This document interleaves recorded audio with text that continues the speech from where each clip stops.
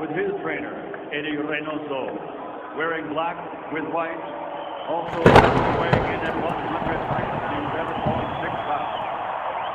In his professional career, 54 victories, including 36 big wins by knockout, only one defeat with 2 draws, and he's undefeated for 6 years, and considered by many to be, pound for pound, the best in the world. He's the former 2-time light middleweight world champion, former middleweight world champion, former light heavyweight world champion, the reigning, defending super middleweight champion of the world, damas y caballeros de Guadalajara, Jalisco, México, representando al gran campeón, Saúl Canelo Alvarez.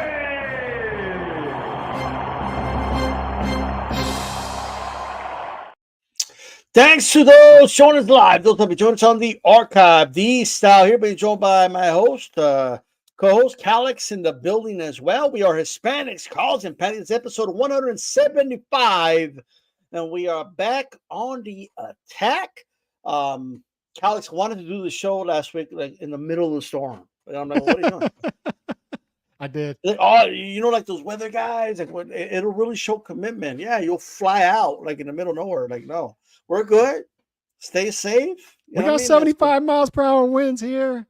What do you think about Canelo versus Berlanga? And I'm like, and they were out there doing it again for this hurricane. They were out there doing. Why did it have to be out there? Like, we know it's there. Like, I have no idea. I don't know. It affects, I guess. Like, it just I guess. I don't know. Although I've seen the ones where they're acting like it's super hard, and then you see somebody walking in the background. What are we doing? That's right. What are we doing? I don't know. Anthony Sanchez Cervecero Music, Carlos M, aka Chicano Prophet, Haplotype in the building as well. Demetrio, how's it going? Mr. Vanilla and Team Batman Boxing. Everyone who's here, make sure you hit the like button. If you're listening in the archive, hit the like button. And share this on your social media platforms. All collectively works. 100 likes is the goal. Tell your abuela, to tell your abuelo, tell your kids, tell your wife, everybody, husband, or whatever it is, right? Go ahead and ask them to hit the like button. Like I'm just saying, we don't ask for anything else, right? Just hit the like. That's right. That's all you got to do. All right. Man, oh man. So, Kelly, I want to start off with like a very serious topic. I don't know if you know this, but millions of people around the world suffer from insomnia. All right, they suffer from insomnia, and it's not good.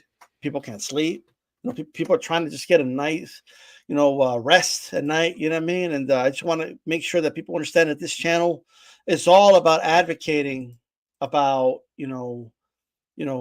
hashtag. Insomnia awareness. All right. There's people that can't sleep, Galaxy, and we want to help them out. This whole time, I've had it wrong. This whole time, when people kept getting on us, like, why are you complaining about the sweet science and about these fights, and you guys don't get it? Like, you know what? You're right. I miss the fact that we do need something for the people suffering from insomnia, right? They need all the help they can get, and I think this week, the fight that's sponsored by Insomnia Awareness Month, or just Insomnia Awareness period, is Erislan de Lara against Danny Garcia. I mean, they were throwing like single-digit punches. They were just staring at each other. Lara was waiting for Danny to do something. Danny looked lost in there. Like, he was just waiting for Lara to stand there in the middle of the pocket to get hit with a hook that was never going to happen. The no-look hook is gone. He got hit with a couple of, like he didn't even have that in him anymore. Goes down, takes a knee. His dad stops it. Then he preaches to everybody how I'm sorry guys, but I was daring to be great. I was daring to be great. I was daring to be great. But anyway, putting people to sleep, and he didn't go to sleep, but he put people to sleep. They put people to sleep. This was the co-main of a major pay-per-view event. This is what they give us. Thank you, PBC, for this good gesture. and for helping the cause, Calix. Helping people get some, good sleep. You know what I mean? Mm-hmm. First off, shout out to Remy, $2 super chat. Salute to you, Remy. Hope you're Absolutely. doing well. Yeah, I mean, we've had plenty of fights like that, but from what I heard about this card, and this was the story coming into this card, several stories coming into this card, but one of them was inactivity, right? Because particularly when you look at American fighters, but PBC fighters in general, that they're simply not active enough. And we've been pushing that for years now, and we're called all kind of names for that. But now it seems like people are getting more comfortable calling that out across the board.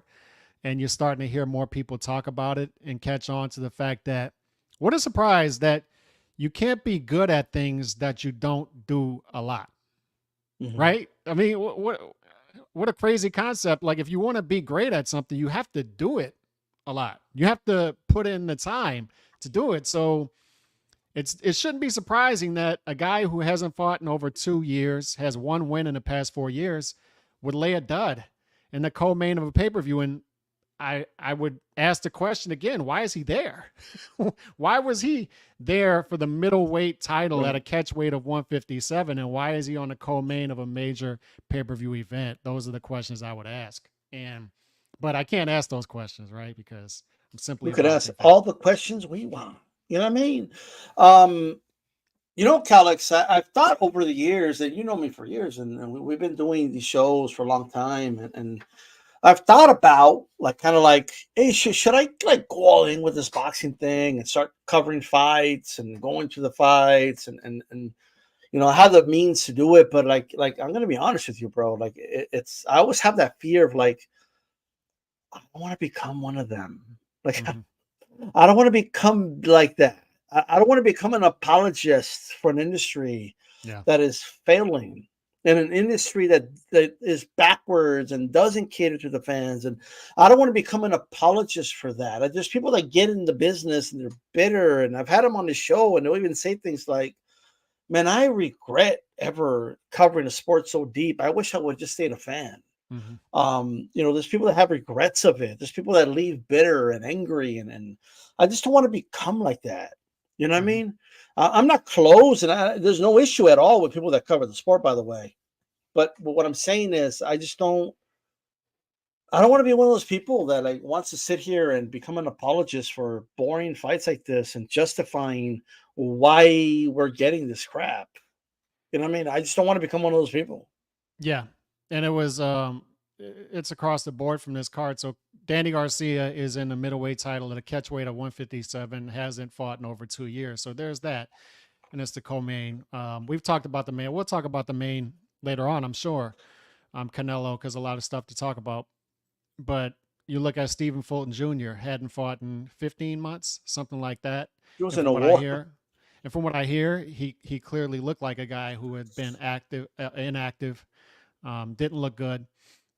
So just across the board, you had guys, and of course Raleigh's in there, and he's a walking circus. So across the board, you have inactivity, and it's showing that these guys who have been inactive aren't doing well. Yeah. I mean, I want people to understand that there's things to praise in the sport, there's things to bash the sport about, and this is one of them, right? I don't who thought to themselves, yeah, this is totally the co-main we should do, right? Instead of investing in the future, where was the future? Where was usually even boxing cards have been terrible for a long time, but they always showcase to us who the future was, right? They always had a prospect on there. They always had someone hey, this is the guy to look out for. And I didn't see that. Who was the future in this card? No, I didn't see any. There's none. Well, just looking at it on paper, it's not Rolly Romero. No. Where's I just don't. Where's it's not Fulton. It's not Plant. It's not McCumbee. The guy's not there, and there's a lot going on. And I've felt, look, I've been busy, but a part of me too is I just feel disenfranchised because I've heard it from enough writers at this point to say, you're not the demand anymore. and they take away that simple thing that the boxing fan is the demand, that we demand certain fights and then they supply it to you. And what happened instead is I'm being told by boxing writers now and even participants that no, you don't talk about a fight until the fight is made. Because I asked those questions of these writers, why can't I ask for Tank versus Shakur? And you don't do that anymore. You wait for the fights to be signed. And I've seen trainers pin these articles on PBC saying boxing fans are not to worry themselves about that. You either buy or don't buy the fight. And I'm being told that you're no longer the demand. The other side is going to be the supply and the demand. They're going to tell you what fights you're going to get, and you either buy or you don't buy. And if you don't buy, you also have to make sure not to complain.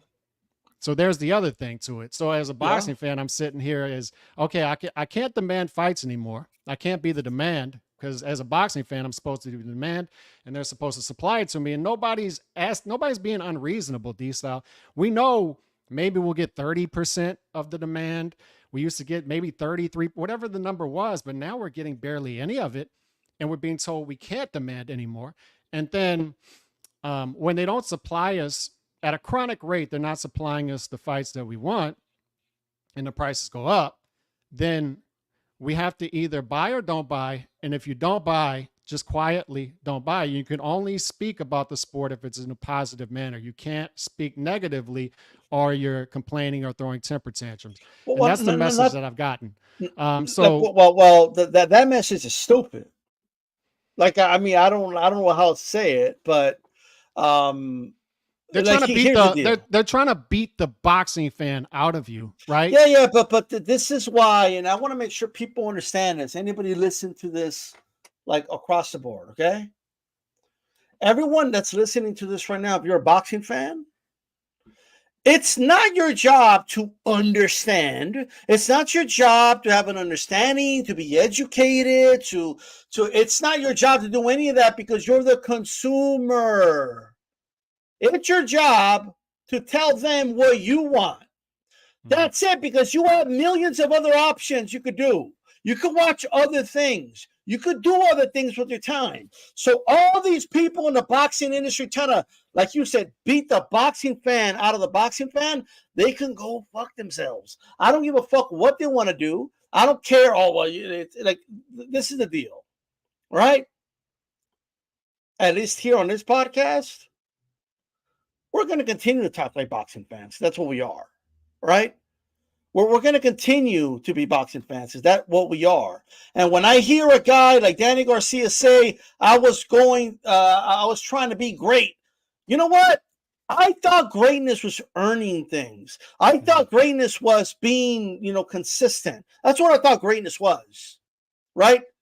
Go show me you're great. Like, this randomly just do, like, being given a title shot, being given a catchweight fight. It's not trying to be great. I'm sorry. My God, we lowered the bar on being great. And that's the new thing. Funny enough, Callis, we've been talking about that for weeks now. Glenn Jennings, we had him on. He talked about, people, instead of window shopping, they're weight class shopping, right? It's how he called it. And they're just kind of like looking for fights that they could kind of maneuver around. And that's what Danny Garcia did. Danny Garcia saw the landscape. He knew he couldn't beat anybody at 154. Right? He just knew that. Nobody would favor Danny Garcia against any of those guys at 154 in the top 10, right? And he thought to himself, okay, well, here is an aging old 40-year-old Arizona Lara.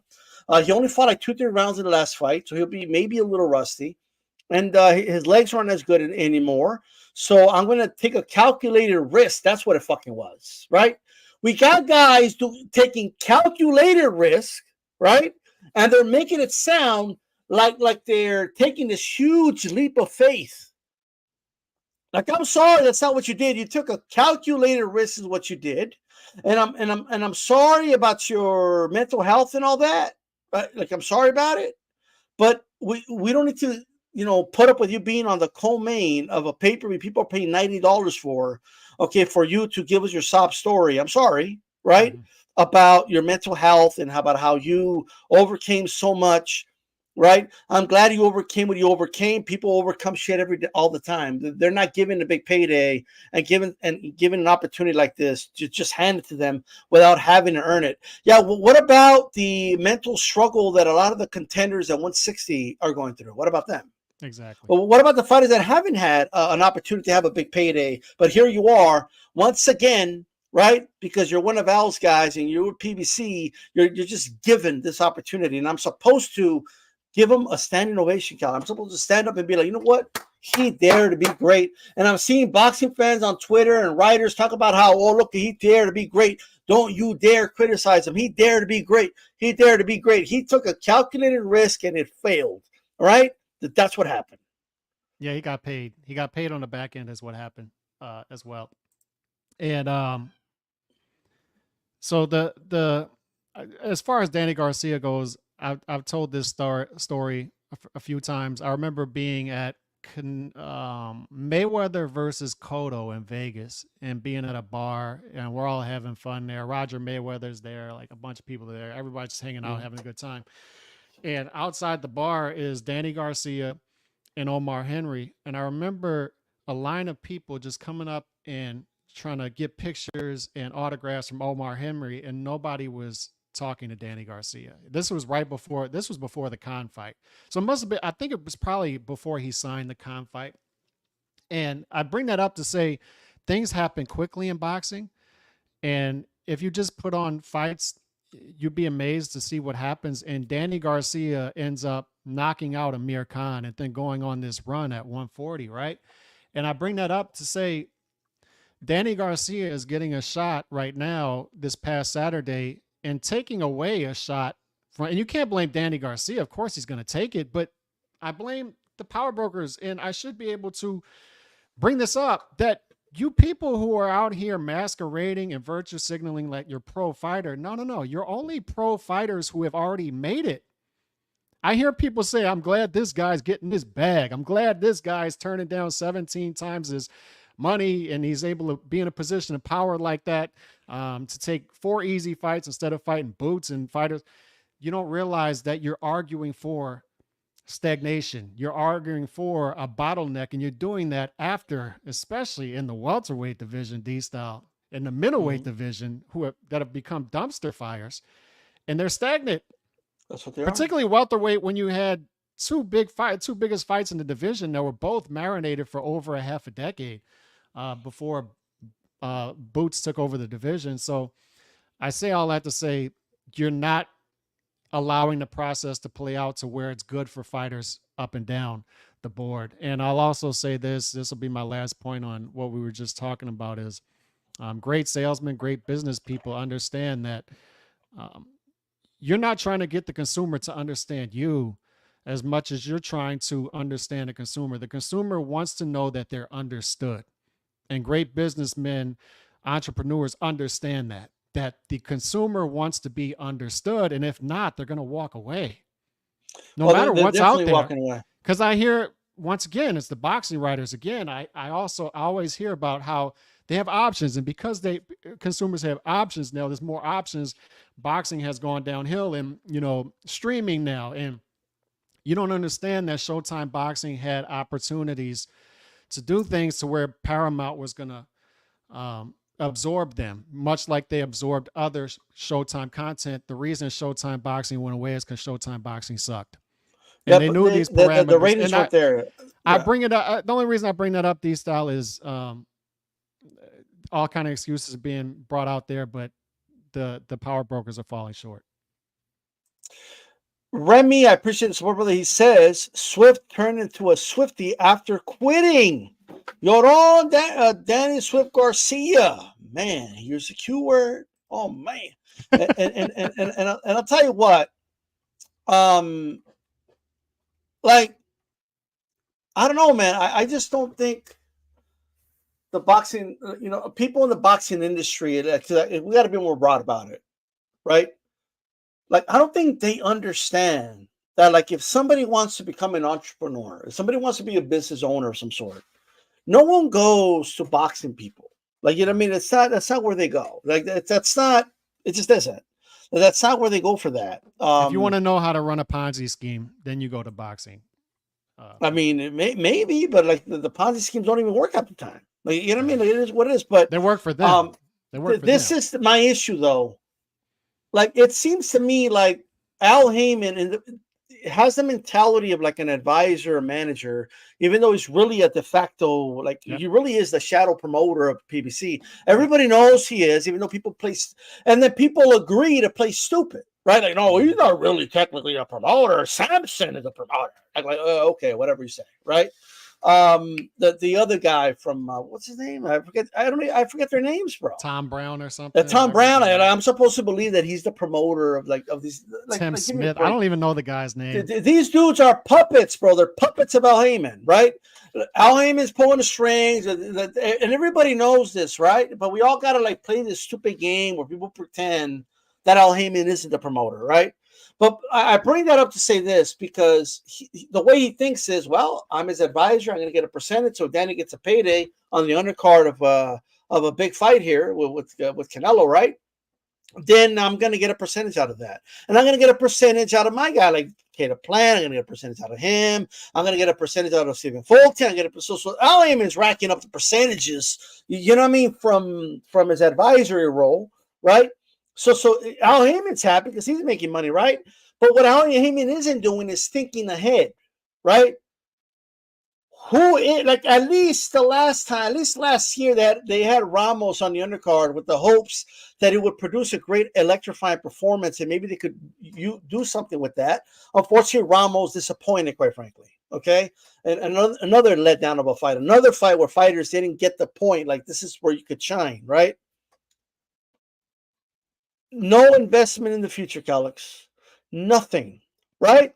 And I hate to bring them up, but like Danny Swift Garcia and Lara was like Danny Swift Garcia literally was a liquidation sale. Like, you know what I mean? Like, This is it. I'm out. You know what I mean? I was waiting for the yellow sign that's saying going out of business, right? That's what he should have walked out to.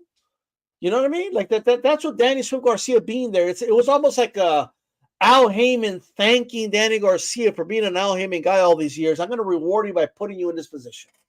This was such an Al Heyman card, right? Because he is a manager, but he parades advisor. Right, he's an advisor. But the thing with managers is they're safe, and I hear that fighters are small businesses, right? Well, they're not run like small businesses, and I think anybody who runs small businesses knows what I mean. Is these promoters are the promoters invest a lot of money into these fighters before they get the return on investment, and they hope that they get a return on investment. So what happens is when these fighters get to a point, you see like a Jermaine Taylor, right? 3.5 years in, he fights B-Hop, and that's the return on investment fight. Now you're back even, and then anything after that is going to be profit. And you have to take severe risk when you're running a small business. You have to take severe risk on the front end. You have to. I wish we could separate ourselves from that process, but small business owners can't.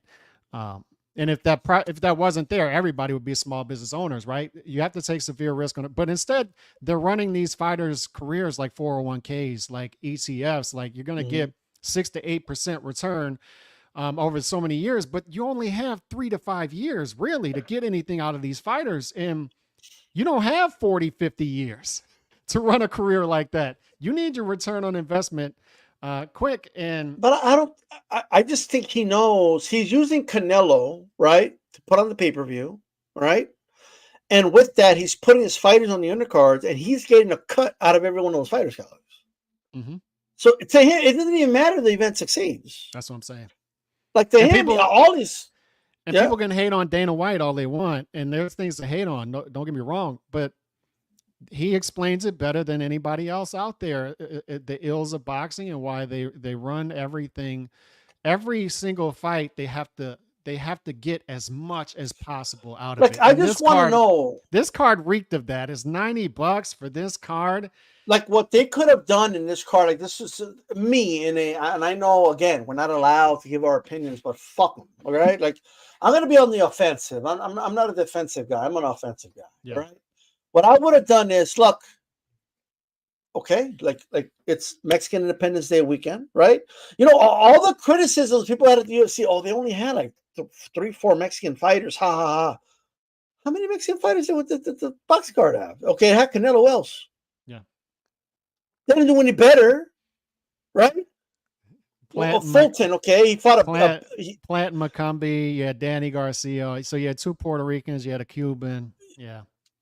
Yeah, so like my thing is, where is like you're working with Matthew through Berlanga, you would think. I mean, and I get there was more to it because of the rematch clause, but I mean, if I'm Al Heyman, right?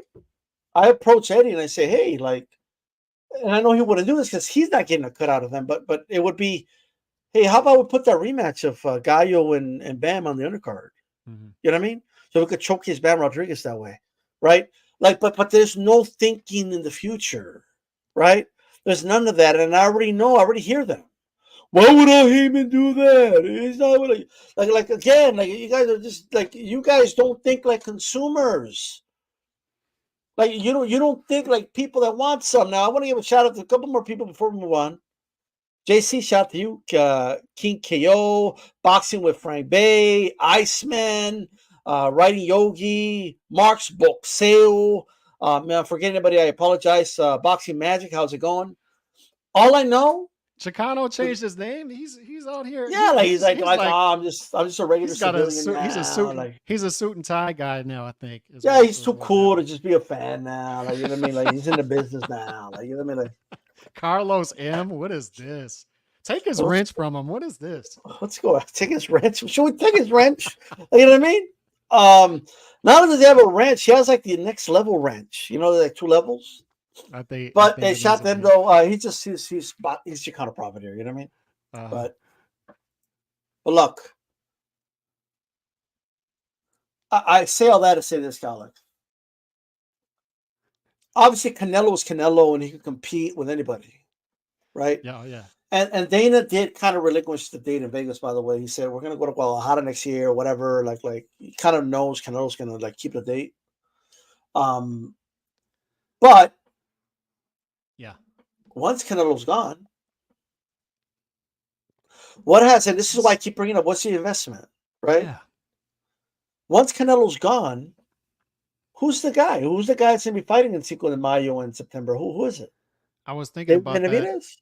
I'm glad you brought that up. I was thinking about that earlier, knowing we're going to do this podcast, because American boxing is hurting, obviously. We've talked about that. If you look at the pound for pound list, really you can find 2 American pound for pound fighters, right? It would be Bud, it would be Bam. You really have to expand that to North America as a whole. It's a North American problem at this point. Why do I say that? Because nobody has grabbed that torch from Mexico, from Canelo. Puerto Rico, we saw Berlanga, we saw Danny Garcia, who was there from Puerto Rico, if you want to throw them in the mix as well. Canada as well. So we really have a North American problem at this point, and I don't know who the guy is.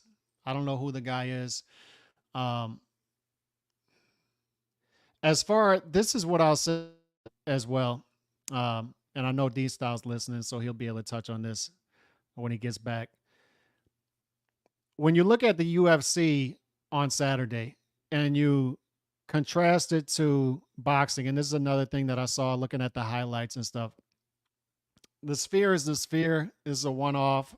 It'll likely never be done again. And they did a $23 million live gate. I'm sure they even lost off of that. It's so expensive to put on an event there. And I don't think they were doing this event to make money. And that's my point that I'm about to make. When you look at the Sphere and T-Mobile, it really illustrates the point that Dana White tries to drive home as far as why boxing is headed in this trajectory and UFC is headed in this trajectory. And by the way, boxing writers who bring up why the external factors as to why boxing isn't doing well, other sports, they can't explain why another combat sport is going in the other trajectory in the same country. Dana White is investing into the consumer, into the public, and saying, we'll give you this back. We're going to put on this great event at the Sphere. We're willing to lose money on it, right, to give back to the boxing fan. And then you have this other event in the same town, and it's at T-Mobile, which is the worst place to catch a boxing event for anybody who's ever been there. It's a terrible venue. And they charge you 90 and they're trying to get everything out of the consumer instead. And it was really a stark contrast between the two. But it highlights the question that you brought up is there doesn't seem to be any baton being passed. There doesn't seem to be anything after Canelo in the North American market. It's not going to be Tank as much as they try to get that going. It's not going to be Tank. He's not willing to take the risk, and they're not willing to build an organic base with the consumers through him. And if you look at the Mexican market, D-Style, I was thinking about this earlier, and I want to ask you this because you'd be able to talk about this better than I would. There's always been, if you look at Mexican fighters, there's always been more than one like Mexican legend at the same time, right? When you had Chavez, and then the back end of Chavez's career, you had Morales, like a spinoff with Morales, Barrera, Marquez, right? And then towards the end of their career, you have this spinoff with Canelo, right? And then Gallo, although not big, is a legend. I don't see that right now. If you look at Canelo, okay, you got Canelo, but Zepeda doesn't seem ready to take that torch. You know, he's not ready because his wife is pregnant, whatever. And you hate to, you're not going to like hearing this, but I got an answer for you. Go ahead. Well, the reality is, well, first of all, let me touch on a couple of things you said. Yeah. Which I agree with. And like, here's what I'll say about the UFC sphere. People just don't get it. I heard even some MMA fans, even some commentators say the card was trash. The fights weren't that good. I get all that, right? Yeah, fair enough. But that wasn't even the point of the card. No, it wasn't. Right? That wasn't the thing. Like what I saw, like I remember watching some of it. Like I didn't buy the pay-per-view or nothing, but I was watching some of the stuff, and I said to myself, Dana gets it. Yeah. Dana understands what, like, a lot of these promoters don't understand. Dana understands, like, the Mexican fan base pretty much to a T, right?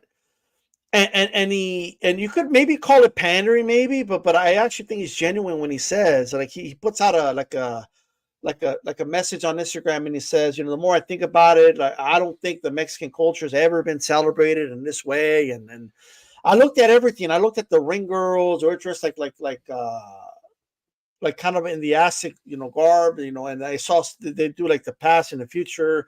I saw them like celebrate the boxing legends, right?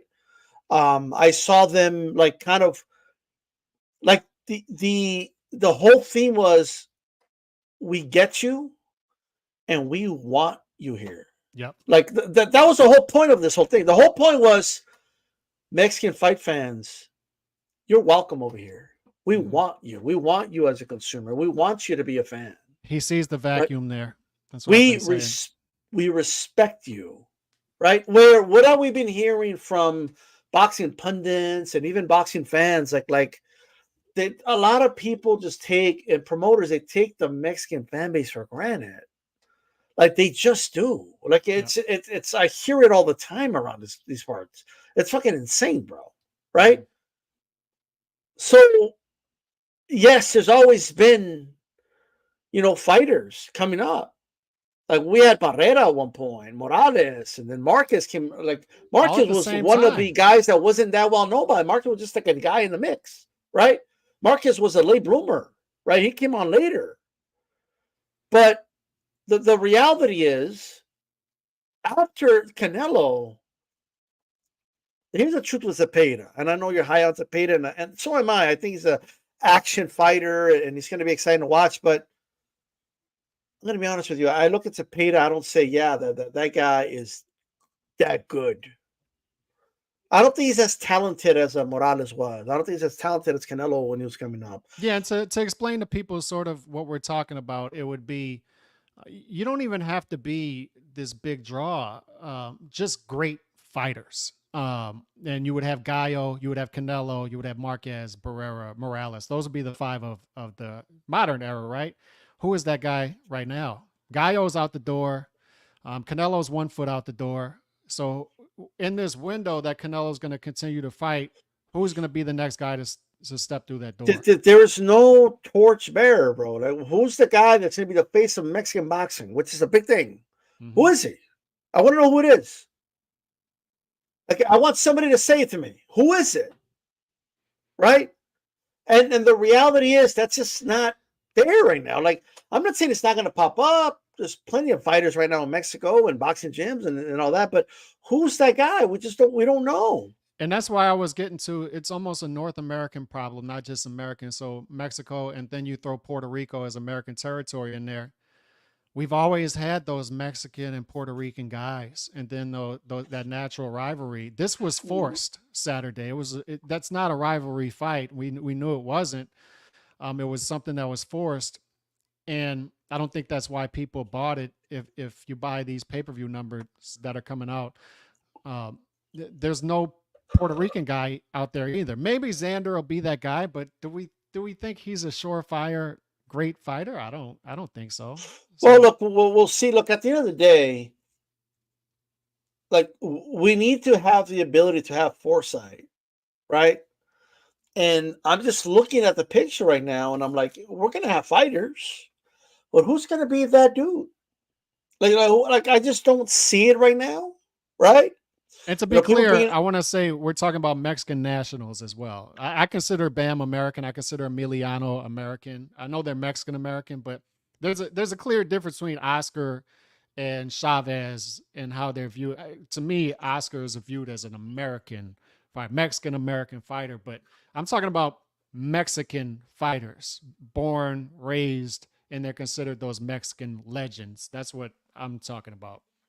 Well, what I'll say because Bam's going to be Bam's already great. Yeah, but look, a Mexican American fighter could still become big in Mexico. Like you know what I mean? It just depends, but it's going to be very difficult. The sport maybe have no choice but to adopt the Mexican American fighter, quite frankly. Yeah. like it's what it is. But the reality is, I mean, look at where Canelo was in his early 20s. He was already a big star, guys. Yep. All right. Like, it's there's no one with an it factor like that that's a big mega star in the United States. And if somebody wants to say, oh, it's Munguia, okay, I guess. You know what I mean? I guess it's Munguia. Like, you know what I mean? Like, I guess that's where we're heading. I remember the first time my cousin saw Canelo, female boxing fan. We're at the movie theaters. We're watching Mora versus Mosley pay-per-view, which was a terrible fight. Good Lord. But Canelo was fighting on undercard against Baltimore. And when she saw Canelo for the first time, she was like, who is that? He had that golden boy aura about him, right? The dudes want to be him. The girls want to be with him. And I knew it at that point. I knew just from the reaction that this dude's going to be a star. He's going to be a star. And he knocks out Baltimore, and then he just goes on to have a great career. I don't see anybody out there like that. Who's that guy right now? I don't see it. No. I'm not saying it doesn't exist. I'm just saying I don't see it. You know what I mean? And I'm going to tell you right now, right, that, you know, in order to fix a problem, you have to, like, say it. You know what I mean? Like, we have to acknowledge that there's an issue. Anthony Joshua, right? But he's UK. He's got that same aura. NOA in Japan, but I'm talking to North American star. Even North American, like, great fighters, I would say Bam. But the sport hasn't done anything to invest in the future, at least recently. No. And the PBC model hasn't helped, quite frankly, right? And look, there's always going to be boxing, especially worldwide. Like, there's always going to be something to watch, right? But I'm just talking specifically the U.S. What I will say is this, just to talk about the fight. I think it's clear at this point of Canelo's career that if he's dominating the fight, he's not going to go out of his way to try to get a knockout, like, because there's really no need for it. So he's not going to go if he doesn't need to go. Like, if he's already dominating the fight, There's no need to increase the gear, right? Because to me, I didn't give Berlanga a round. I thought Canelo won every single round. Round 7 was a little close, but I still gave it to Canelo. I think people gave it to Berlanga as a comparative round, but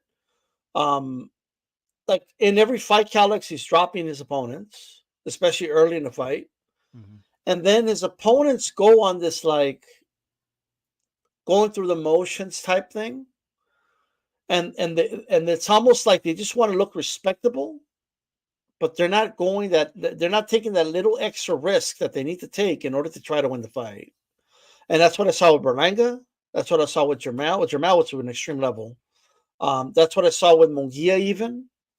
And Canelo's at a point of his career where if you relinquish the fight to me and we have this silent agreement that I'm winning and just going to try to survive, he's going to coast. I'm good. Yeah. Like, you know what I mean? I'll just coast, right? And I'll go about my business, right? That's the point that Canelo's reached right now in his career. Mm-hmm. And I don't place that much blame on Canelo. Like, to me, it's the opponents. Like don't you, like Berlanga said, I'm not going to just, coast. I'm going to try to win. What you didn't. Like, and I know people are giving Berlanga all types of credit. I'm not saying he doesn't deserve any credit, right? He went for it a little bit. He kind of flirted with the water a little bit late in the fight, but then when he would get clipped, he would revert back to, just kind of going back on his back foot a little bit. But that's where we are with Canelo, right? And I just think he's too good for most of these guys. That's really what it is.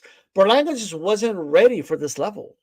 He doesn't know what to do. Like when he got knocked down, he was like, "Wow, what do I do now?" Like they're confused. They feel overmatched mentally in that ring. And that's where Canelo's at. And at this point, I saw Steve Kim talked about this with Mario Lopez, and I think he's right. I think people that are satisfied with this because the bar has been lowered, right? Now surviving is just seen as like this thing like, well, at least he didn't get knocked out. But like I would argue, sometimes guys get knocked out because they're trying to win. Yeah. Like they're actually trying to win the fight, and that's why they end up getting knocked out, right? And sometimes fighters you could tell they're just going through the motions. It's allowing, Canelo to coast it, and they're content with that. And yeah, the bar has been lowered.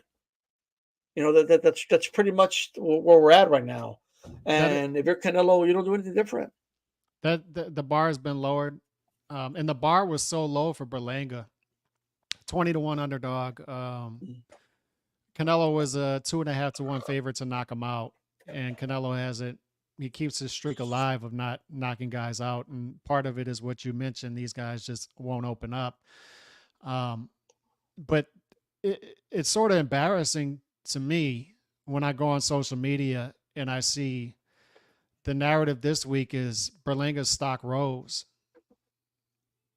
His stock rose, and he lost almost every round. Because it's simple thinking, Alex. The thinking is, well, he didn't get knocked out. Like people say he's going to get knocked out in a couple of rounds, but look, he went the distance.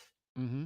Right? That's what it is. Like, and when I heard Steve Kim say that, I'm like, that makes a lot of sense. Like, people have lowered the bar, right? And it's not that I want to see guys go out on their shield just for the sake of it. It's just that sometimes you need to take risk, bro. Right? It's kind of like if look at any other sport, like football. Let's say the Saints are down by 20, and we're in the middle of the third quarter, right? Well, you could keep it safe and run it. Just don't overturn the ball. And the other team, if they agree not to run up the score, just have like the silent agreement. And yeah, you'll finish the game just losing by maybe 14 at the end. It looks respectable, right? Mm-hmm. But if you want to win, you're going to have to start throwing that ball. You're going to have to start taking some risks. You're going to have to maybe go up for it on fourth down, try an outside kick or something. You may get blown out by even more, maybe even a more embarrassing loss. But on the flip side, you're giving yourself a chance to come back, right? That's the only way you come back. You got to take risk, right? And in boxing, I think the fan in general has just lost that thinking. Like he was way behind, and he never took a risk to try to knock Canelo out or something, or turn the fight around. He kind of just, at least he didn't get knocked out. We've seen several guys now do this thing where they'll go the distance, or Caleb Plant didn't even go the distance, and they immediately after the fight looked for Canelo's approval. You notice that? You notice Berlanga after the fight, he puts his arms around Canelo, and it almost to me looked like Canelo was a little uncomfortable with it after a while, because he just stays in Canelo's face and is talking to him after all this trash talk. The same thing with the Mel fight. After all this trash talk, and then that's what you guys are gonna do, is play it safe. And I don't.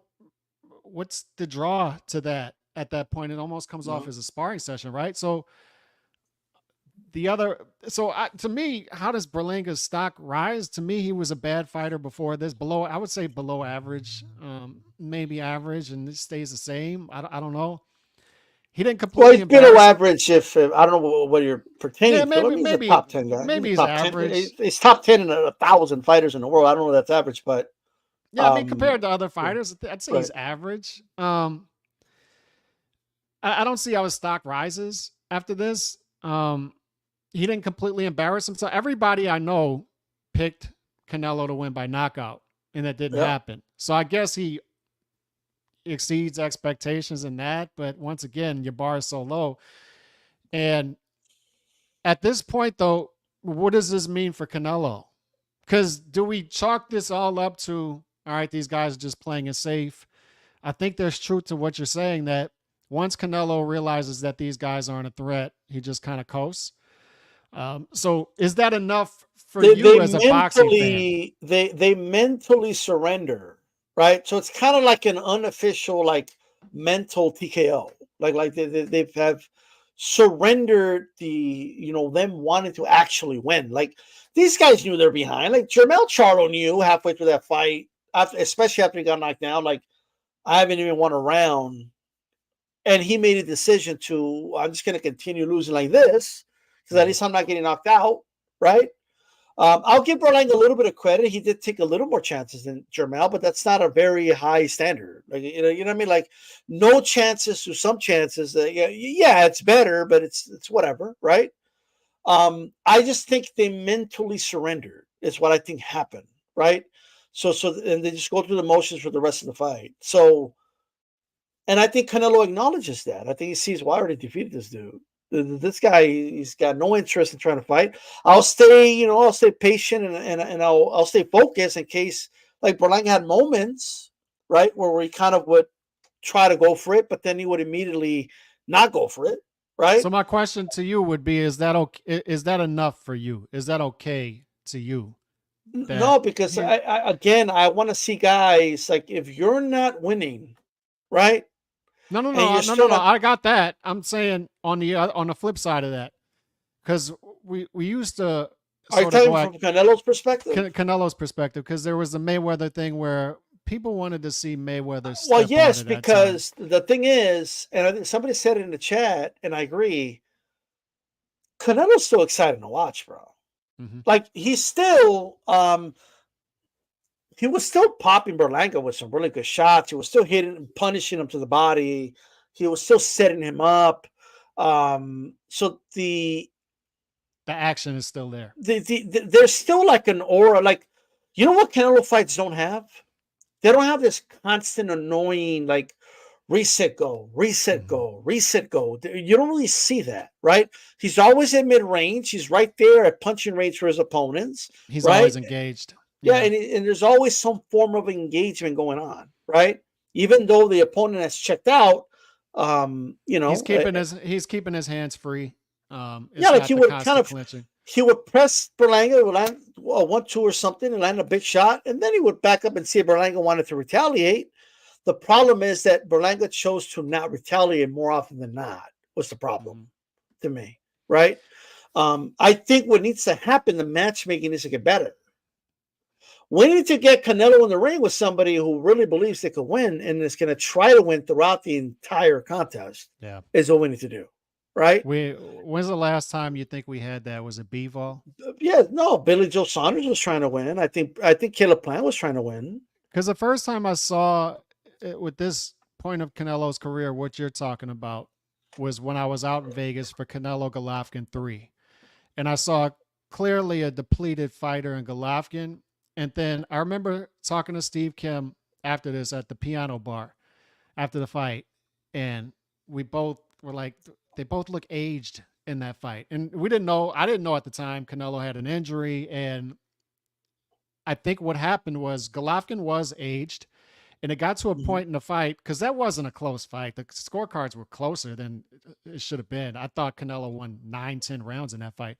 But I thought that in the middle rounds, clearly Canelo started to coast. And that's the first time I saw what you're talking about, to where Canelo had a defeated fighter in front of him and just decided, I'm going to play this a little safe, and I'm going to pick this guy apart, and I'm going to get a decision victory here. And I feel like that point on, now that we look at it in hindsight, that point on, we've seen that Canelo. Right. Besides the Bivol fight. The Bivol fight is the only fight I've seen since that Golovkin fight. Since Canelo made that run, because there were points in that fight where Billy Joe Saunders, Caleb Plant, I think they felt like they could win those fights, and they gave it to Canelo as much as they could, right?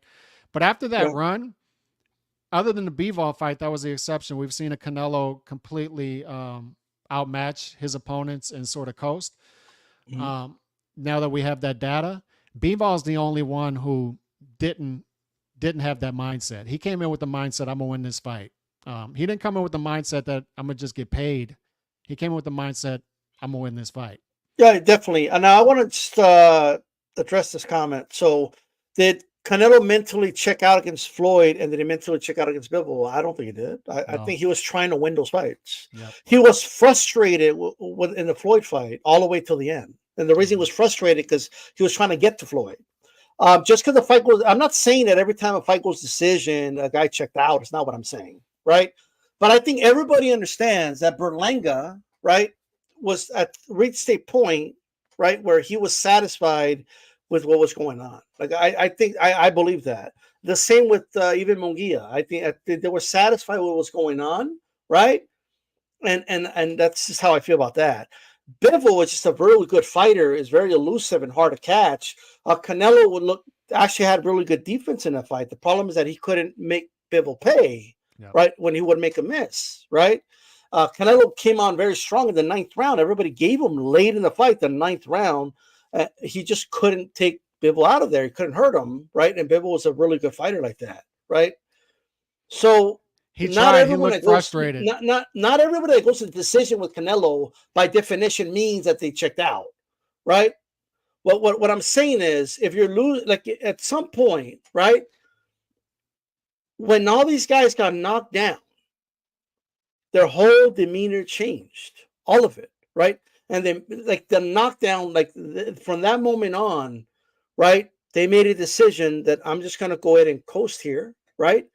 And Canelo kind of just let it happen, right? That's the way that frustration that you were talking about that Canelo had with Mayweather and Bivol, and you could see it in his face, right? He was just getting frustrated as the fight went on. And the frustration is there because he wants to win, and he's trying to figure out his way through it. Yeah. And he's not accepting the defeat. Even after the fight, he's not accepting the defeat. What you see with these guys, and how you know the mentality is different, and it speaks to where we're at, to where I think guys are just happy with paydays, and they don't have that same mentality. What you see with Berlanga, what you saw with Mel, is guys who, once they get knocked down, they're happy with surviving, and they're happy that Canelo's not stepping it into 5th gear, and they're comfortable with going decision. And then immediately after the final bell, they all do the same thing. They immediately go to Canelo and look for his acceptance. It's sort of, it's kind of like it's kind of embarrassing to be. And I'm not saying they're warriors. I don't agree with that at all. By the way, I don't think that's embarrassing. But they immediately, after all the trash talk, you can tell they don't mean it. It's not meaningful before the fight, because immediately after the final bell, they accepted. They go right to Canelo and they look for his acceptance. And if you see something, I can understand if it's Mickey Ward, Arturo Gatti, and they're going at it, but when you coast like that and you're clearly okay with the victory, and then you go up to Canelo, it's almost like you're thanking him for this payday, this sparring session payday. Well, Berlanga just flat out said it. He said, "You changed my life." You know what I mean? But I don't know. Maybe we'll have a different. I don't think that's I wouldn't use the word embarrassing myself. I don't think that's embarrassing at all. But that's your opinion. But I do agree that, but I think boxing's always been like that. Guys talk trash, and after the fight, they're best friends.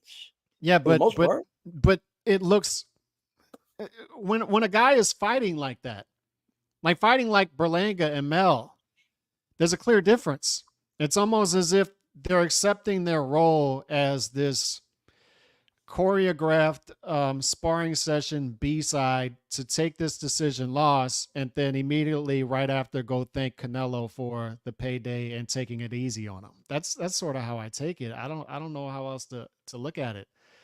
They immediately go look for his approval. I don't know. Well, like, I mean, do you think, like, I don't know, like, it's just me, right? Maybe it's the soft side of my heart, you know what I mean? But I thought, like the moment Berlanga and Canelo had, I thought that was a great moment. I don't think there was anything embarrassing about that. And I do think Plant was trying to win, and he just got caught and got knocked out. Like, Plant was winning some rounds in the fight, right? Plant was, yeah. Now, I'll be honest, I didn't like when Plant was asking Canelo, like, hey, you're pretty good. I'm pretty good too, huh? Like, I didn't like that, right?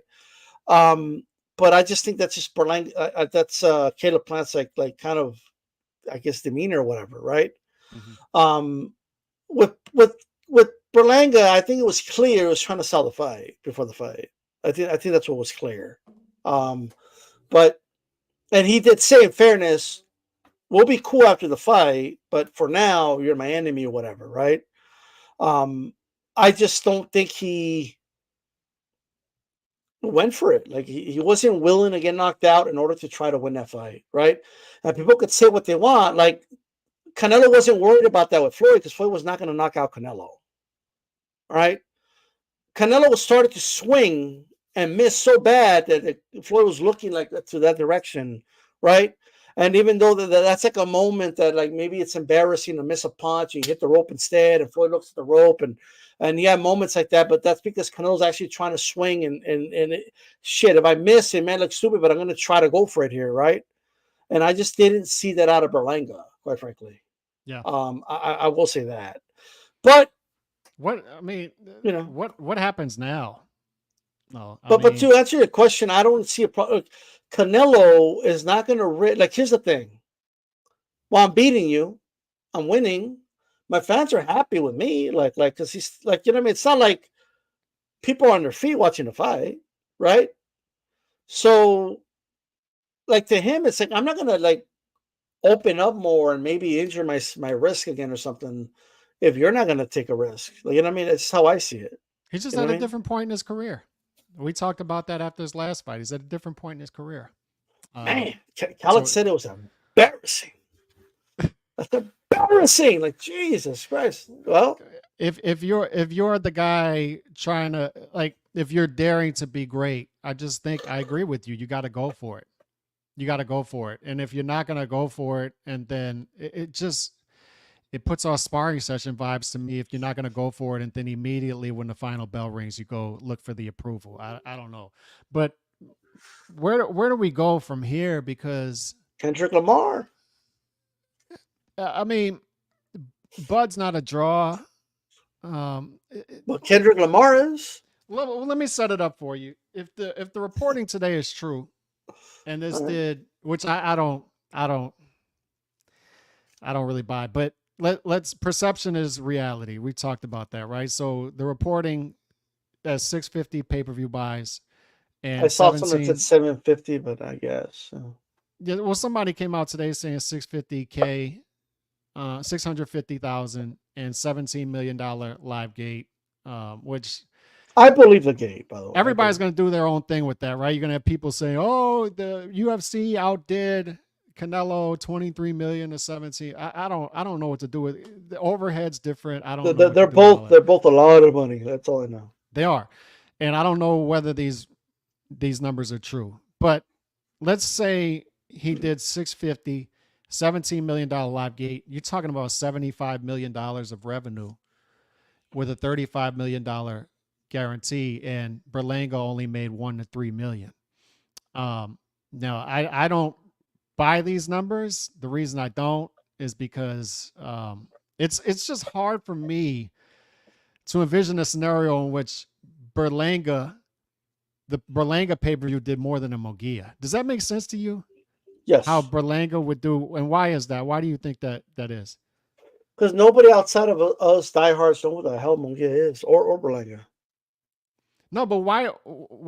Okay, so why would the Berlanga fight do more pay-per-view buys than Munguia? Because the Berlanga fight, it did better numbers on all social media, on shorts, on content, everything. Like everything's trending that way. People that were there in Vegas all said, yeah, there's more people here at the lobby. There's more fight fans here. There was more people at the weigh-in. It was just a bigger deal. Like everything translates to whether it makes sense. Like I'm not saying that. Look, the Munguia fight was a better fight, right? I know that. But I also know that Lomachenko versus Haney was a better fight than Garcia versus Tank, right? It may not make logical sense to me, but one did far better than the other, right? It's not that crazy, and it's not that crazy to me anyway, because not so much a Puerto Rican Mexican thing, right? But there was like more. I do think Berlanga, to put it simple, I think Berlanga did a better job selling his fight, and more people cared about Canelo talking trash to a guy who's in a fight than his former promoter, right? Him arguing with De La Hoya was not going to, like, no one said, I don't know who that guy is, but I saw him argue with De La Hoya, so I'm going to fork out my money. Like, nobody said that, right? He's not going to fight De La Hoya. I think Berlanga did a good job selling the fight. So is Berlanga now a marketable guy that can sell fights with Plant? And I would say so. Fights with Plant, fights with Munguia. You can sell those fights. We've always talked about how we like Munguia versus Berlanga, by the way. So that's a fight. That's a fight they should revisit. But as far as Canelo, the reason I asked this is, what has Canelo been out there saying for a while now? And we both said that we don't necessarily like him saying this, but he's out there saying it, that he can do whatever he wants. He can fight whoever he wants. You're going to pay him, and he'll charge you whatever he wants, and stuff like that, right? He can fight whoever he wants. This pretty much proves it if these numbers are true, right? If he's doing $75 million revenue, and he's got a $35 million guarantee, and he fights a guy that had so little respect. Yes and no, but like there's. Well, I'll tell you, Alex, is there's better fighters in this division, but none of them that are going to sell better than Berlanga. I mean, Billy's not going to sell like that. Like it's a better fight in my opinion, but it's not going to sell better than Berlanga. Yeah, but D-Style, the projections for the pay-per-views were nowhere close to 650 that people were saying. If you look at, like, I have all the numbers. Canelo's pay-per-view buys, he did 2.2 against Mayweather, 350 against Angulo, 300 Lara, 900 Cotto, Khan 600, Liam Smith 300, and then he does 3 straight. Chavez Jr. 1 million, 1.3 against Golovkin, 1.1 in the rematch, 800,000 against Plant, and then you sort of have this drop after that, and it's Ryder or Bivol does 520, Golovkin the third fight does 550, Ryder 350, Charlo 650, and that's if you're trusting these numbers, right? And then Munguia is somewhere around 500, 550. So this is a bump up to 650 for a guy like Berlanga. And Canelo's average, assuming it's 650, I heard a little over 600,000, right? So everyone's going to get different figures. But what I'll say is this. There's a couple of things, and I think people are underestimating. Canelo's a bigger name today than he was when he fought Angulo, when he fought Lara. He's just a bigger name right now, as we speak. I'm looking at the figures, bro. Like Canelo interviews with on a lot of these podcasts are doing better numbers than those podcasts usually do, right? I'm seeing that like Canelo was trending all night, like on Twitter, right? Even hours after his fight was over, he was still 1 or 2, along with the UFC. Like when it comes to just trending on all social media, that I'm not saying that translates to buys, but my biggest takeaway is this. Now, I wasn't in Vegas. I wasn't there personally, right? But, several people told me it just has more like there's more energy for this fight than the Munguia fight. The Munguia fight was just a dull atmosphere, bro. Mm-hmm. I don't know what it was. I don't know if it was because I just don't know what it was. For some reason, it just wasn't selling. Like it just wasn't. Munguia isn't seen as any better to the casual fan any better than this. But what I will tell you is there was a certain segment of people that wanted to see Berlanga get shut up and beat up. People like Munguia. Nobody want to see Munguia get beat up. And I think that I believe could have maybe helped the needle a little bit, right? That's just what I think. I mean, we'll see. I mean, the official numbers, or if they ever come out, by the way, we don't know if they'll ever come out, right? But I think that's what it is. Like, I just think Canelo's reaching a point right now, and I do believe that the consumer's kind of like getting the idea that we're at the tail end of Canelo's career. Like, how much longer is Canelo going to be around? And I think there is a little bit of FOMO going on, like in terms of, I don't want to miss out on the last few fights. That there is a little bit of that too, quite frankly. Yeah. So that's what I think. You know what I mean? And yeah, you might be right, and we don't know what the real numbers are, if these are the real numbers. And you can't play that game to where I don't believe these numbers, but then you believe every other number, right? You can't do that. So I don't know. I'll say this though. What I will say is this: Crawford, aka Kendrick Lamar. Kendrick Lamar was at the T-Mobile. No, he was at T-Mobile first. Oh, he's at T-Mobile. Yeah, so he was at T-Mobile. He took pictures with Plan. He saw the Canelo fight. He left the event. He slapped Teofimo. I don't know if you saw a clip of that. Like they went at it, and then I guess I don't know what happened. He got a limo or somebody took him over to the Sphere, right? And he was there for the last two fights, and the UFC showed him as Kendrick Lamar. I just think that's like, man, one of the best pound for pound boxers in the world, and a dude in the UFC truck confused him for Kendrick Lamar, right?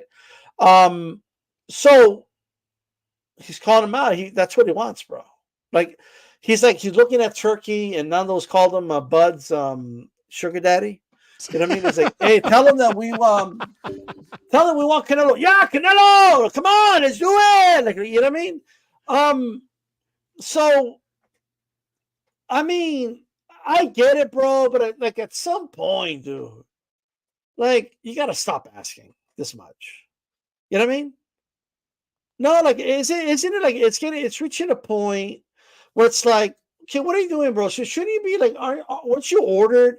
Hey, WBO, do you see what he's doing? Are you over here ordering fights, and all this other stuff? And Turkey wants to line everybody up at 154. They wanted Tim Tszyu to wait all the way to February, and they want everybody lined up for Bud. But Bud's on a whole different. Bud's like, I don't care about all that stuff. I don't care what these guys do. I want to fight Canelo, right?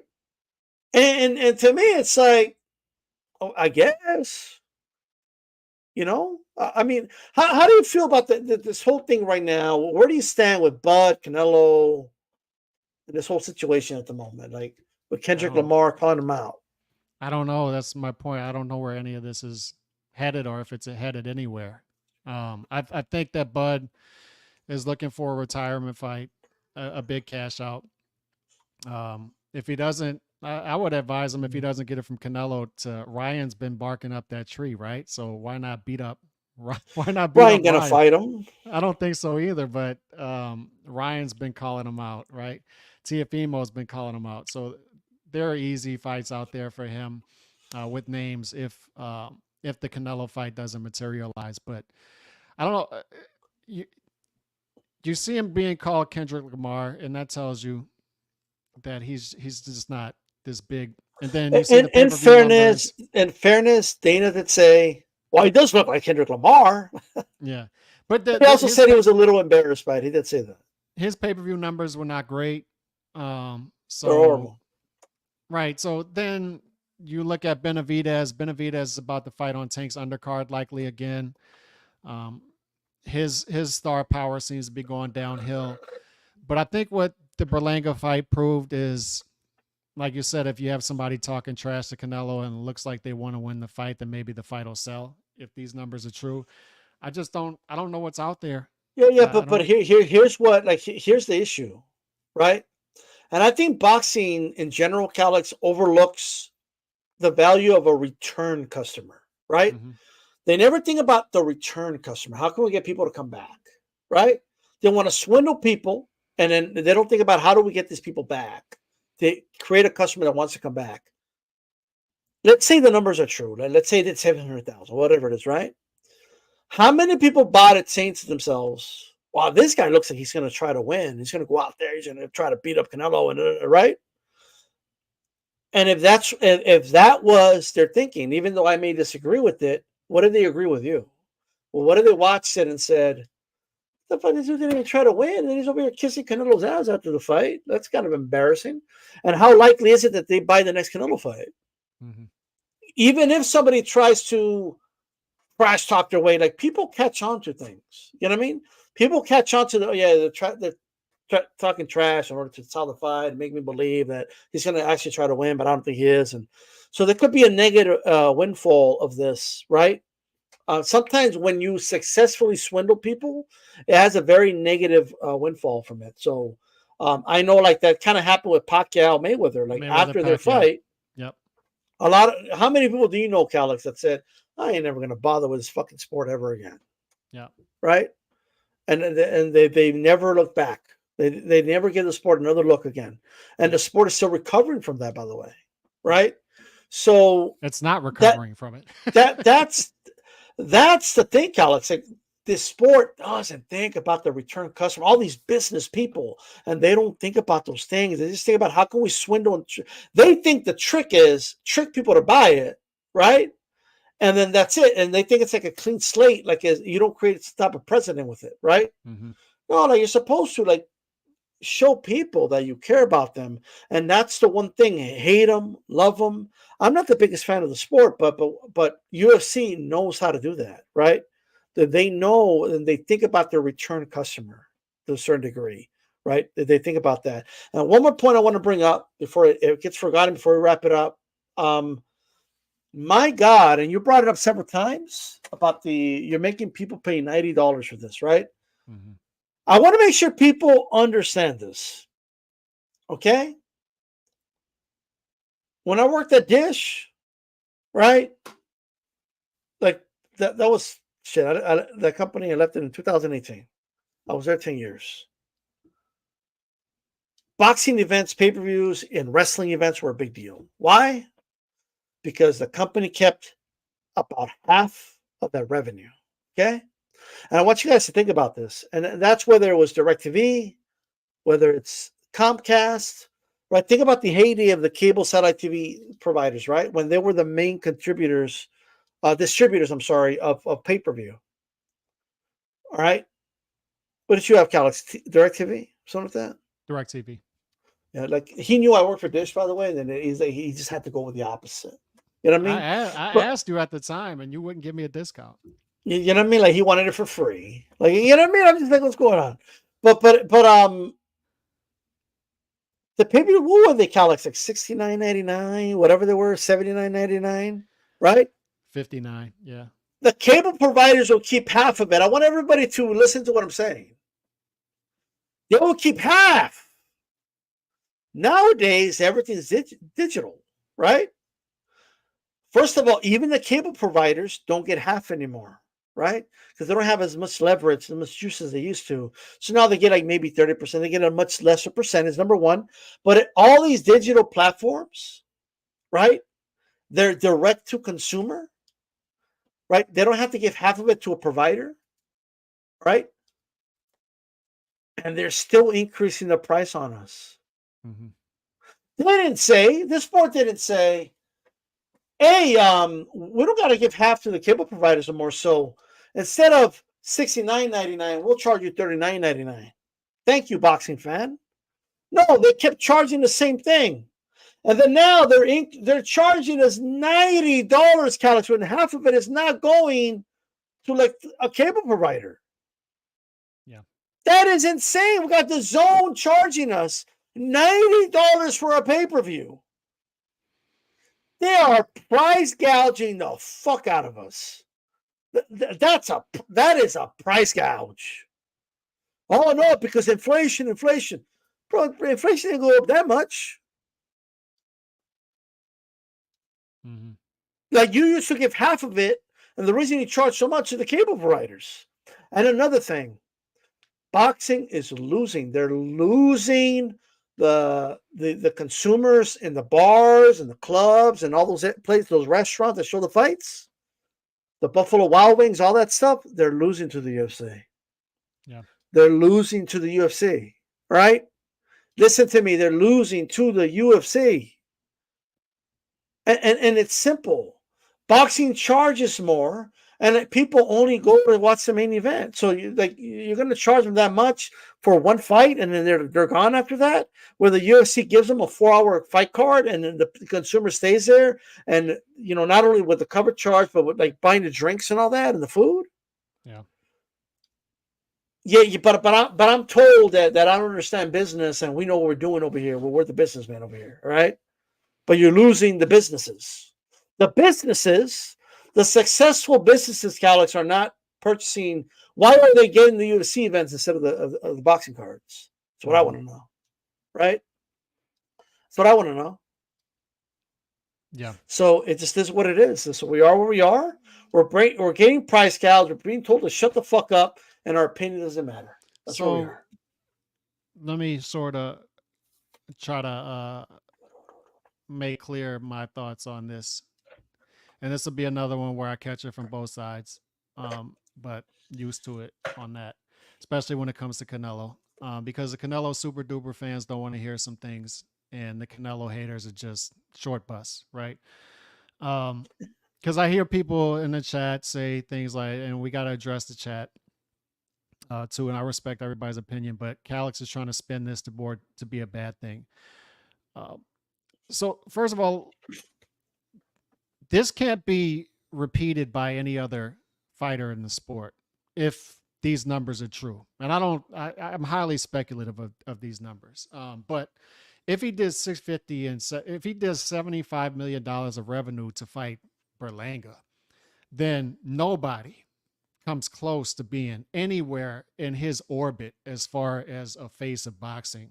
Canelo is it, and he still is it.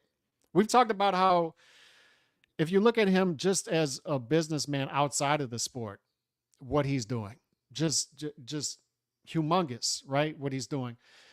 But there was this thought that he's starting to lose traction with the boxing base as far as people buying his. But if these numbers are true, that's not the case. He's still putting up numbers, big numbers, $75 million worth of revenue these style, and he gets a high percentage of that. So he's putting up numbers.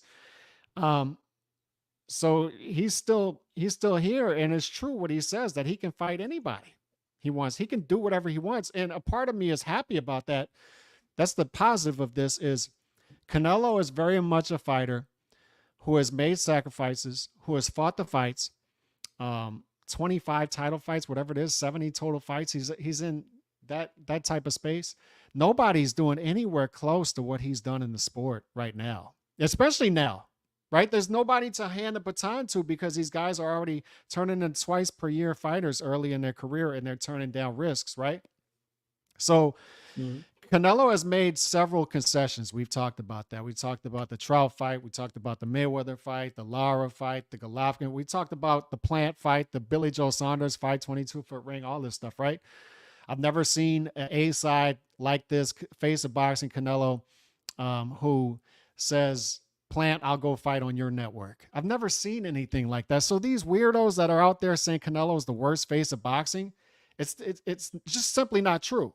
It's simply not true. This guy has been a positive ambassador for the sport since, especially the post-Mayweather era, right? This is a guy we needed to be the face of boxing at this time.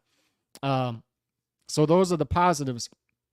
And because of that, a part of me is like, I think the market is forgiving, like me, to say, yeah, go get your back end money. You made all these concessions, go get your back end money.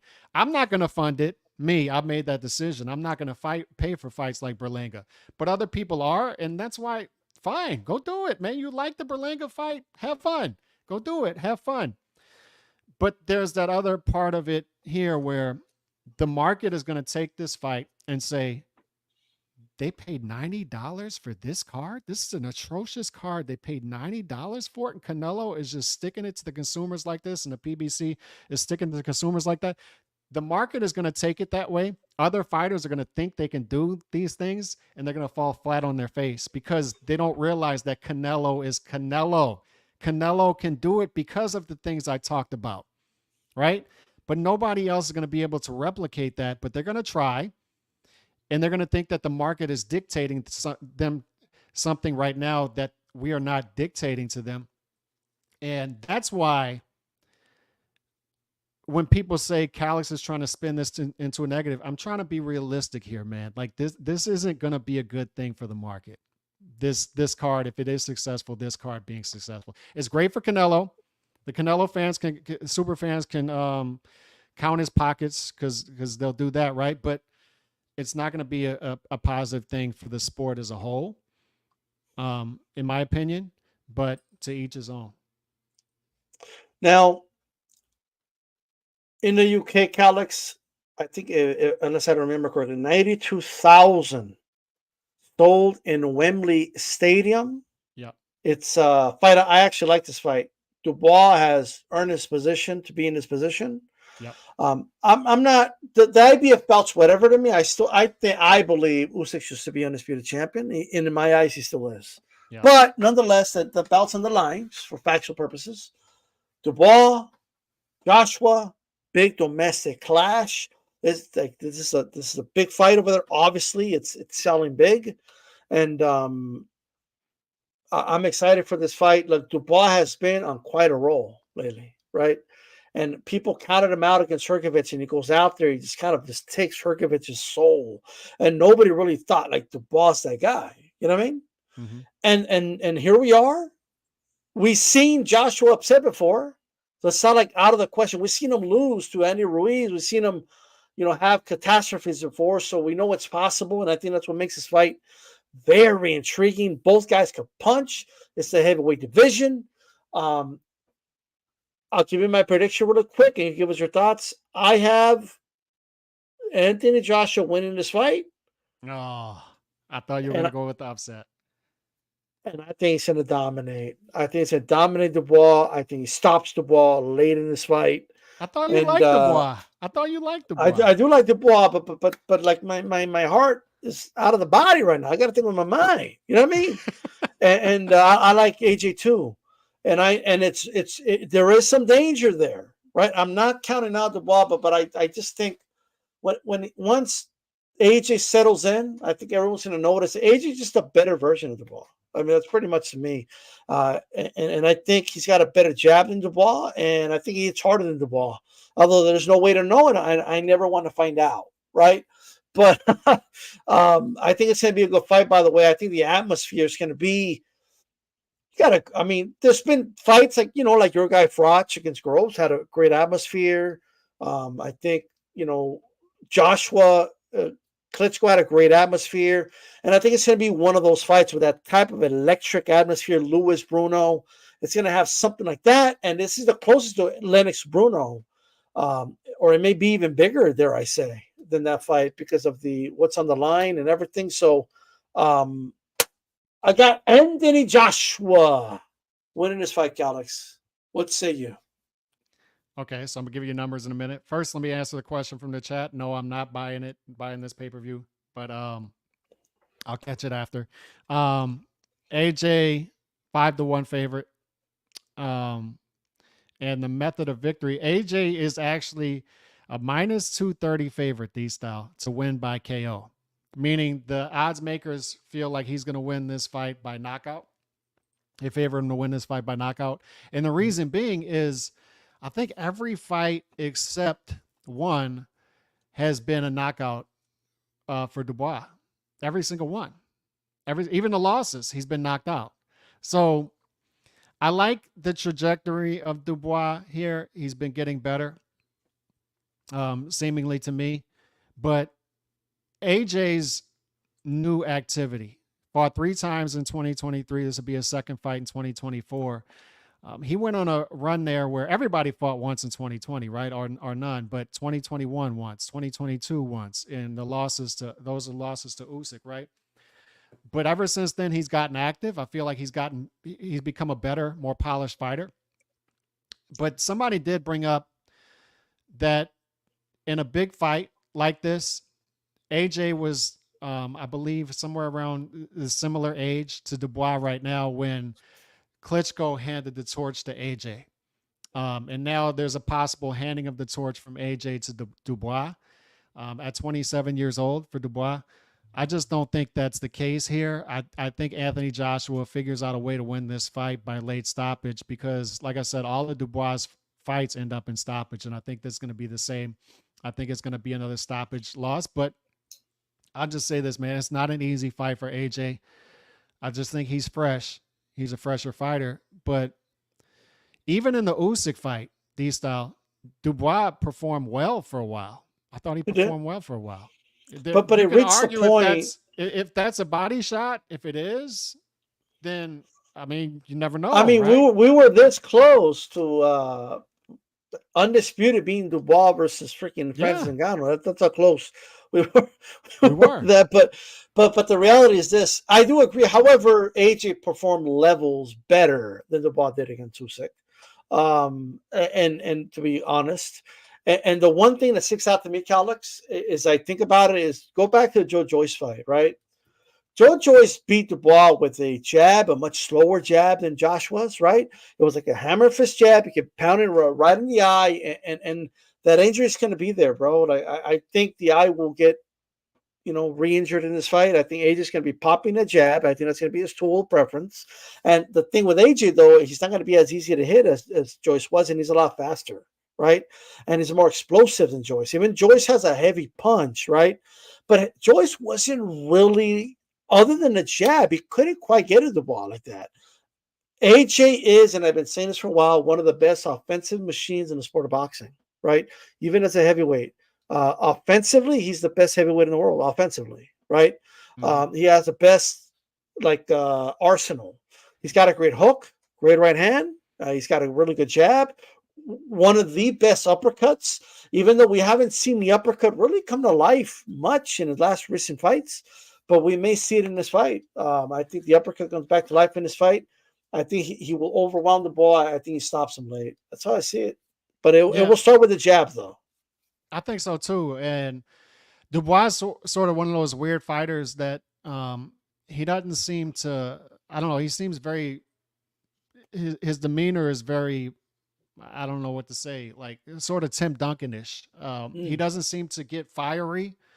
And I think when things don't go his way against Joshua, he's going to sort of submit to Joshua's more technical. Damn, okay, college is going on dudes today. They're embarrassing, they're submitting. Like, damn, bro. Like, good. I think but I think you're right. I think he's going to outclass Joshua as the fight goes on and stop him. And at that point, it's Joshua possibly lining himself up for another big fight 2025, perhaps a trilogy with Usyk, perhaps if Fury can beat Usyk. I'm sure there's a trilogy at that point, but I wouldn't completely shut the door on that big fight that's always been there between AJ and Fury, which is a huge fight still. That fight's there. Win, lose, or draw for Fury. It's still a fight that they could do. I don't want to ask you this: if Dubois wins this fight, right? Yeah, as crazy as this may sound, crazy as it may sound, fight of the year, fight of the year, fighter of the year. Oh, fighter of the year. Maybe so. I mean, a lot of you guys haven't been that active, right? I mean, with a win over Hrgovic and a win over Anthony Joshua. Yeah, I'd have to say. I mean, he could be the fight of the year, bro. Fighter of the year. It's possible. Like that's something to block again this year. Which is nuts. Then again, will he I don't know, maybe Usyk beating Fury twice is more impressive, right? Obviously.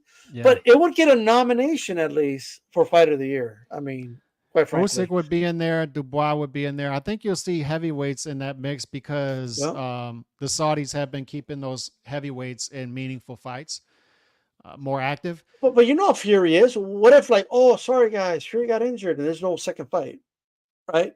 Or what if Fury, beats Usyk in the rematch and there's a possibility that he could be the fighter of the year. Yeah, I'm trying to think of names right now. I mean, Like Inoue have, hasn't, it's whatever, to me, you have to fight twice to get it. Fighting once, you're not going to get it. So it better be if beats Bivol. I think Bivol fought in June, so Bivol would be up for it. If Bivol beats Better Biev and becomes undisputed at 175, but you gotta fight twice against opposition that could beat you. Like you know what I mean? Like Bivol fought like the dude from 7-Eleven in April, bro. Like, what do you mean? That's like, true. You know what I mean? Like he wasn't there. Like, where'd he go? Oh, he went to Saudi Arabia to fight this guy called Bivol. Like what? He's a tough dude. Like you know what I mean? When they try to break in, he's the one that defends us. He's a tough guy. You know what I mean? But look, I'm not saying Bivol wouldn't count. Obviously, we got to see it happen. Like if Bivol goes out there and just outclasses freaking Better Be, okay, I could maybe see an argument. But I'm just saying Dubois, nobody would suspect he could possibly be the fighter of the year if he gets a win over Anthony Joshua. That'll be crazy. Yeah, and I'm thinking of it now. What if he loses to Joshua, and what if Usyk loses to Fury? Who is the fighter of the year? I don't know. That's going to be very interesting. Is anybody putting on those performances this Canelo. No, I mean, I'll tell you this though, Canelo's having a better year than 99% of guys out there. As much as he beat 2 top 10 guys in the weight. So yeah, but they say things like you can't say that because Canelo is the money man, so he could do whatever he wants. Like, yeah, but nonetheless, we still got to compare everyone with what they're doing, not with what they can do, not with any of that. You know what I mean? If you compare him to his peers, he's doing more than 99% of guys out there still. Yep. Is. And another year, Calix, once again, the trend of Crawford fighting once a year looks likely. I don't think he's going to do the Fundora fight. You called that a couple of weeks ago. I thought it was possible. It doesn't look at all. Like this guy is not interested at all, right? He's like sugar daddy. Tell him who we want to fight. You know what I mean? Some of these guys you thought were going to have breakout years too did not have them, or looking like they're not going to have Benavidez, Tank. I don't think they're going to have the breakout years that people thought they were going to have. Yeah. That's what it's looking like to me. Now, I will say this. Last thing I want to say. Look, I'm a big fan of Bud Crawford. I'm a big fan of Canelo. You guys are not going to suck me in because I'm seeing it online, Calix, right? This like rivalry, and they're going at it. They're saying ugly things about the other fighter. Like Bud fans are trying to create accounts. Like, there's several of them on X that they're like super, like some pro Bud accounts have become anti Canelo accounts. And I think there's been like a kind of a wave of responses and retaliation. So now a lot of Canelo fans are like anti-Bud. Like they're just shitting on Bud Crawford. And I like both fighters, bro. I think they're both great fighters. And when I watch a Bud, when I watch a Canelo, when I watch like an Inoue, Inoue's not a spring chicken, by the way. Like people just think of him as this young dude. Like he's in his 30s. So appreciate these guys while they're here, right? Because I think we have a lot of great fighters. Appreciate Usyk. He's not going to be around forever either, right? Yeah. Appreciate these fighters that are doing great things. And it's a shame to see people not appreciate Canelo and his talent, like and what he brings to boxing. That's their choice. That's what they do. But appreciate it. I saw Bradley do a little post today saying these fighters just aren't as good as they used to be. We could be seeing Calix like a wave of like the last of the Mohicans, right? Where like a lot of these great fighters are going to kind of fade away. We're going to have a generation. We're still going to have boxers, but are we going to have a wave of this many great fighters? I don't see it. Are you going to have another Canelo, like 70 fights, 25 title fights, putting up numbers, the numbers that as marketable as he is? That's like a perfect storm of great fighter. I think Canelo's an all-time great legend, but also the marketability of that. And once again, yeah, look, I'm seeing things and like, look, I understand a lot of the frustration with like the attacks Canelo gets, right? Because like you said, Kelly, there's guys out there that just hate Canelo. Like there's nothing he does is going to ever convince those people. Yeah. So you can't react to them that strongly, guys. So I'm seeing guys attack Mexican legends and Canelo's better than Chavez. Chavez was a bomb. And like, I don't know, like what are we doing here? Like, you know what I mean? Like Canelo doesn't talk about Chavez that way. Like there's not a lot of them, but just be careful with like why you do it. You could be pro Canelo without retaliating against other fighters the way people react towards Canelo. Is what I'm saying. You know what I mean? That's just the way I feel about it. We saw when Inoue was in a fight, people were just attacking Inoue. Like it's like you know what I mean? Everyone's talking about Berlanga, but nobody wants to talk about Inoue and who he's fighting. It's just like Inoue's not the enemy. What are we doing? You know what I mean? One last thing, Alex. Who is the face for the cure of insomnia in boxing? Shakur was 67% of the vote. Did you hear you hurt his hand? Are you devastated? You're not going to see the Cordina fight? That killed me. That killed me. Man, that killed me. That he's not fighting. But Boxing Magic is saying it, right? Saying I'm just matching energy, right? Hey, look, I'm not telling you guys what to do. I'm just saying, like, as bad as they look when they attack Canelo, like, just think of that you may look like that the other way around. You know what I mean? That's all I'm saying. Yeah, and I actually don't mind that. It's don't come after people who are well intentioned or just trying to tell you what the sky is blue. But here's what I'll say, because I want to end it on a positive. Even though I didn't buy the fight, I don't hate on anybody who did, man. Like everybody has their own thing, right?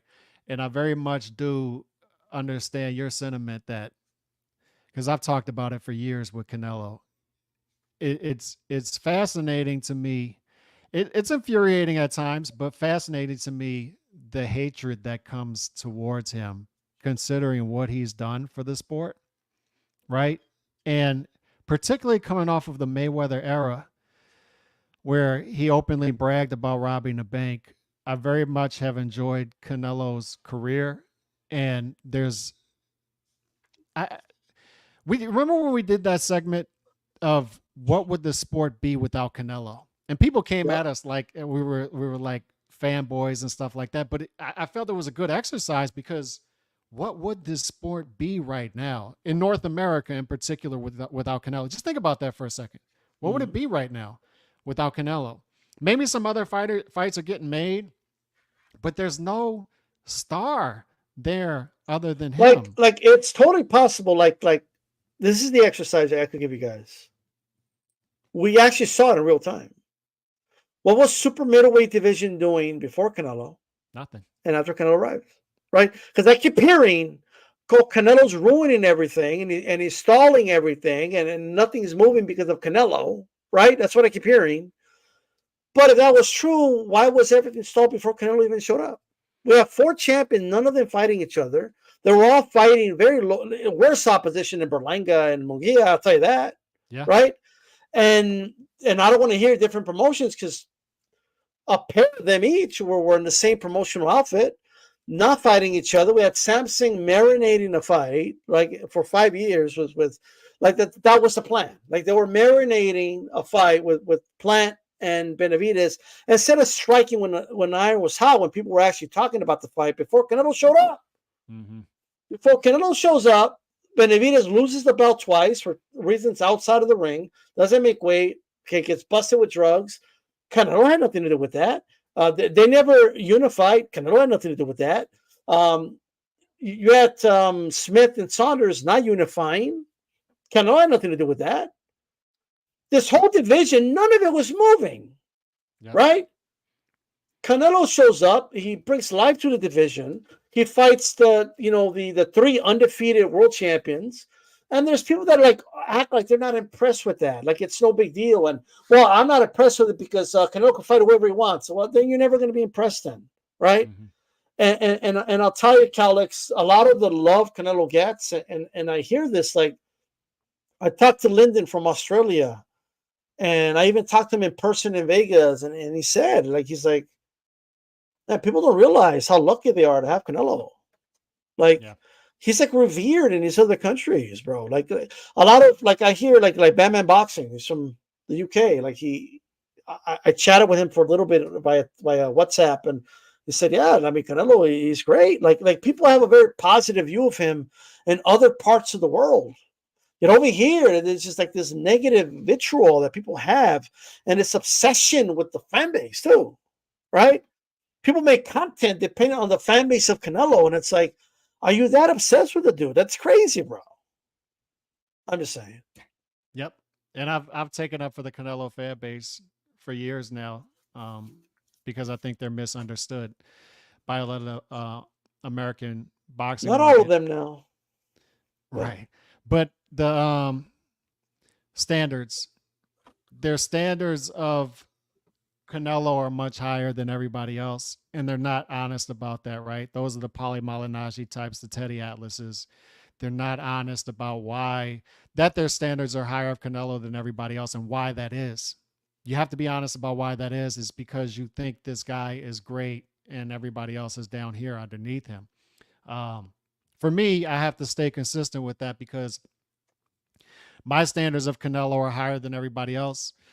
I've considered him a pound for pound fighter throughout his career, all-time great. And to me, what rubbed me the wrong way about this episode right here is I very much despise the PBC model.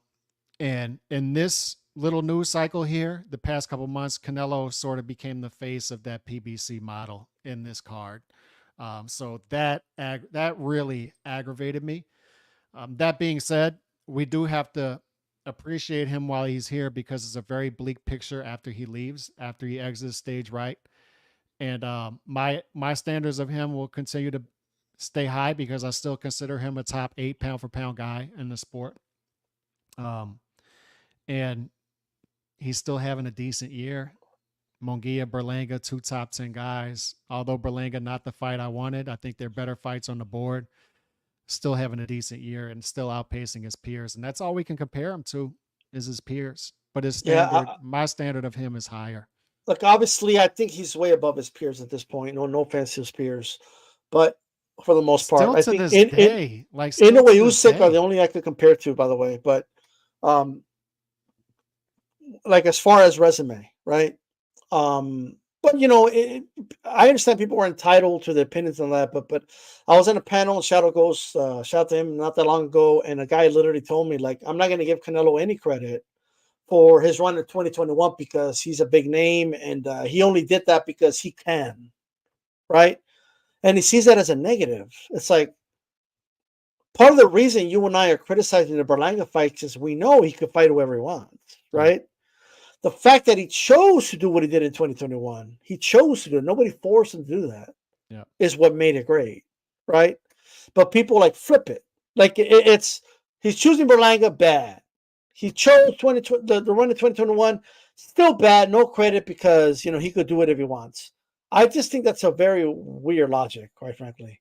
Yeah. And one last thing, 100%. A lot of these dudes are gonna miss him when he's gone.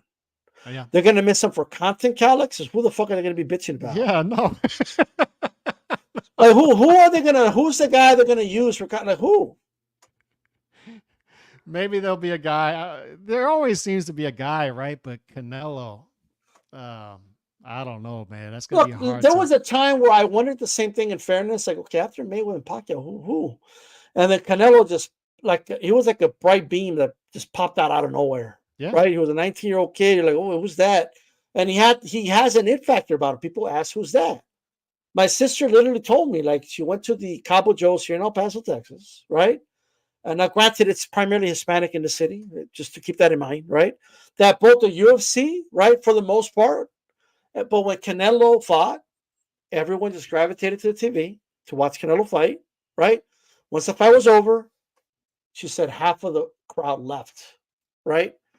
And talked about all the girls going crazy for Canelo, and like he has an it factor about him. When was this? Cabo Joe, El Paso, Texas. No, that was this weekend. Yeah, that's last weekend. Yeah, the Berlanga fight. So, and that kind of points to not to keep going on, but one last point. I've talked about how the media didn't create Canelo. He was not artificial. He's a completely organic product that he built himself, and he stayed true to his fan base throughout his career. And I thought that maybe that detachment was starting, because only Canelo can detach himself from his fan base by not behaving like Canelo anymore, not fighting the fights and saying things like "I can do what I want." That could possibly start the detachment process, but it's not. If these numbers are true, it's not, because I think there's a I lot mean, of let's be honest, forgiveness. Alex. Even if it did 350,000, 400,000, those are still good numbers. Like I'll ask you, who's going to get 100,000? Like after Canelo's gone. No, I know, but considering the overhead, because you gotta meet a Gotcha. certain amount, right? But Of course. still, then let's say 400,000. Let's say that's the number for Berlanga. That tells me that you have an understanding and forgiving market of Canelo saying, I understand the concessions you made. I understand everything you've brought to this sport. So you deserve these fights. That seems to be what the market is telling Canelo to me. And I can't, that's the market. I can't sit here frustrated at the market. That's what they're telling him. And he has the right. He built that. He built that, right? I want to see him fight the fights. I want to see this resemble a sport, but I'm understanding of the market if they're telling him that. And he's and if that's the case, then they're telling him like, yeah, you've earned that. You've earned that right. You made those I still concessions. You've earned think that. we're going to get at least one more big one from Canelo, and to me, these are the big ones: Bivol, Crawford, or Benavidez. We're going to get one of those, right? Bivol has to win, obviously. Benavidez has to be available and cure his ribs, right? And of course the Crawford fight has to somehow happen, right? But like we're gonna get one of those. Like, And the you know what the fascinating thing but about here's why. This is why the hard. I forgot what he called them. What did he call them? The hardcore, the Canelo fans. He super said something duper like that. fans, The super duper Canelo fans, right? Like here's where we got to be careful, guys. Okay, because he's gonna do one of those fights. And mark my words, Canelo's going to say something along the lines of, yeah, I did this because, I wanted to give back to the fans. I wanted to give the fans what they want. And all this, that he could do whatever he wants thing, like you're going to look stupid to a certain degree. All right. It's okay to ask Canelo, that you want to see certain fights. That's okay. You could be a fan of Canelo and also say, yo, I want to see you in some competitive fights, brother. Right? I don't want to see another one of these Berlanga fights. You know what I mean? It's okay to say that. And you could be a fan of it. You could be the most diehard fan of his, yet still want to see him in great fights. I'm just saying. Yeah, it's almost it's this weird thing that, and I brought this up about Mayweather years ago. The people who are more critical of Mayweather, rightfully critical, are bigger fans than the ones that accept anything that he does. Same thing with Tank. They'll accept anything, and they think they're these hardcore great fans, but they're not. At the end of the day, the ones that are a little more critical have higher expectations of Canelo because we think higher of him than those fans do. We do. We expect more of him. We know he can win these fights. But the fascinating thing about Benavidez and Bud, I'll tell you, is they don't bring much to the table as far as marketability. We've talked about how Bud's not a pay-per-view fighter, and he's not a pay-per-view draw, and Benavidez isn't a pay-per-view draw because now he's fighting on undercards of Tanks. And the reason that that's important to point out is that's how much Canelo brings to the table, right? That Canelo versus Benavidez is seen as this $1 million plus or million pay-per-view buy plus type of fight, when Benavidez is fighting on undercards of pay-per-views that are doing 200K. And when he was headlining, he's doing 50 to 100K. That's how big of a draw Canelo is. And that's how fights, you've talked about how they multiply instead of add, right? But that's how big of a draw Canelo is, and that Benavidez and Bud know that I have to attach myself to this guy and this guy alone because I know the marketability and the money that he brings to me that nobody else can come even close to. That's how big Canelo still is. He's the face of boxing still, by far, not even close. That's where we are, and that's where we're going to remain. I want to thank everybody for listening. We'll be back next Wednesday for HCP. Tomorrow, the roundtable on this channel, the 200th episode of the roundtable. I'm excited. It's been a long run with this roundtable show, and I appreciate everybody that tunes in. Yep. This is D-Style Boxing, and for Calix, we're going to go ahead and wrap this one up. We are out of here, guys. Peace. 11, 10, 9, 8, 7, 6,